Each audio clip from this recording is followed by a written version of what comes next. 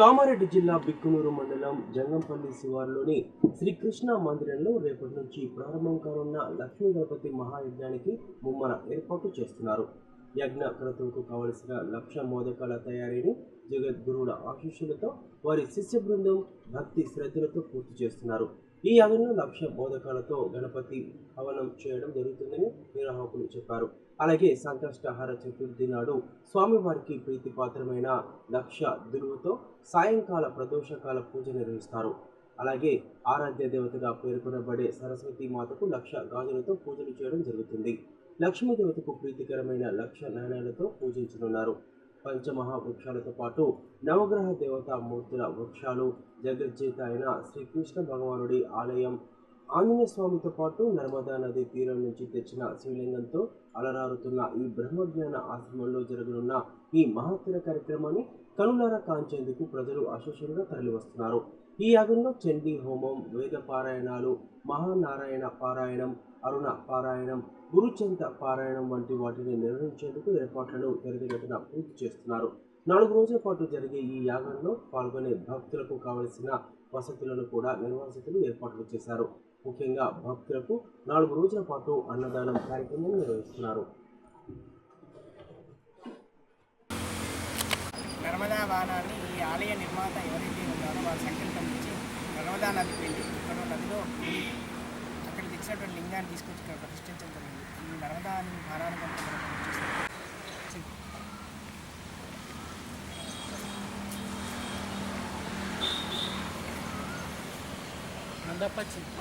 నందప్ప కూడా సీరియస్ అది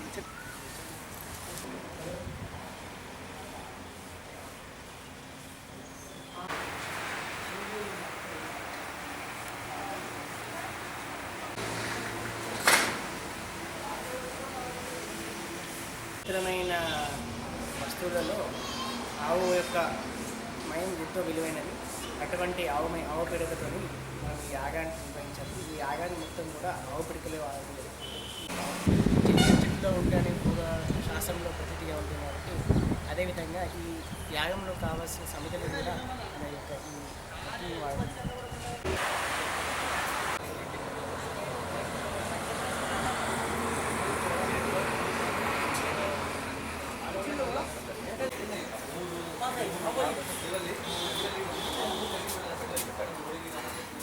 Kami. Alright.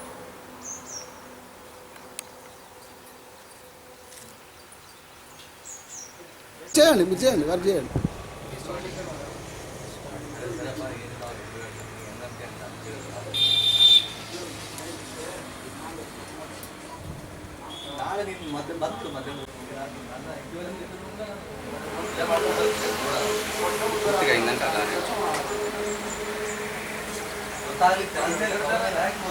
వస్తే మీరు చెప్పండి. శ్రీ గణేశాయ నమః. గణపతికి ఇక్కడ లక్ష్మీ గణపతి యాగం నిర్వహించడం జరుగుతుంది. ఈ లక్ష్మీ గణపతి యాగంలో లక్ష మోదకాలతో యాగం నిర్వహిస్తుంది. లక్ష మోదకాలలో ఒక్కొక్క మోదకంలో గణపతికి ప్రీతికరమైన అష్టద్రవ్యాలు పెట్టి పవిత్రమైన ఆవు నీటితో గోలించి వాటిని యాగానికి కావలసిన సమితలుగా వాడడం జరుగుతుంది.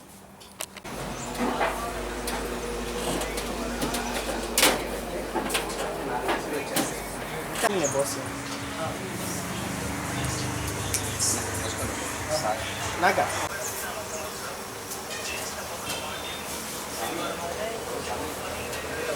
భరధరం విష్ణుం శశివర్ణం చతుర్భుజం ప్రసన్నవదనం ధ్యాయేత్ సర్వవిఘ్నోపశాంతి. జగద్గురువుల యొక్క ఆశీస్సులతో లక్ష్మీ గణపతి మహాయాగం చేయడం సంకల్పించడం జరిగింది. ఈ లక్ష్మీ గణపతి మహాయాగంలో ముఖ్యంగా లక్ష మోదకాలతో గణపతి యొక్క హవనం చేయడం జరుగుతుంది.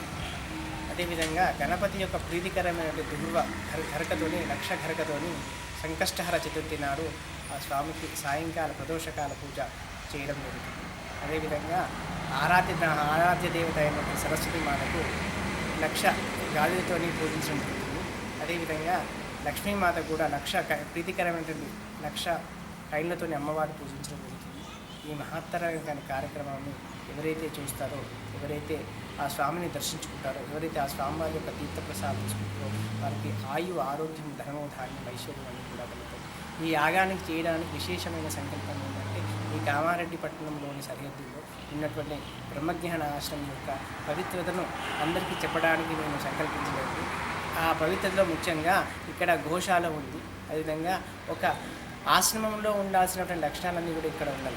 పంచమహావృక్షాలు ఇక్కడ ఉన్నాయి, నవగ్రహ సంబంధించిన వృక్షాలు ఉన్నాయి. అదేవిధంగా జగత్ సృష్టికర్త అయినటువంటి శ్రీకృష్ణ భగవాని యొక్క దేవాలయం ఉంది. ఏ క్షేత్రమైనా ఏ ఊరు అయినా ఆంజనేయ స్వామి లేనటువంటి గ్రామం ఉండదు. అటువంటి ఆంజనేయ స్వామి కూడా ఈ క్షేత్రంలో ఉన్నారు.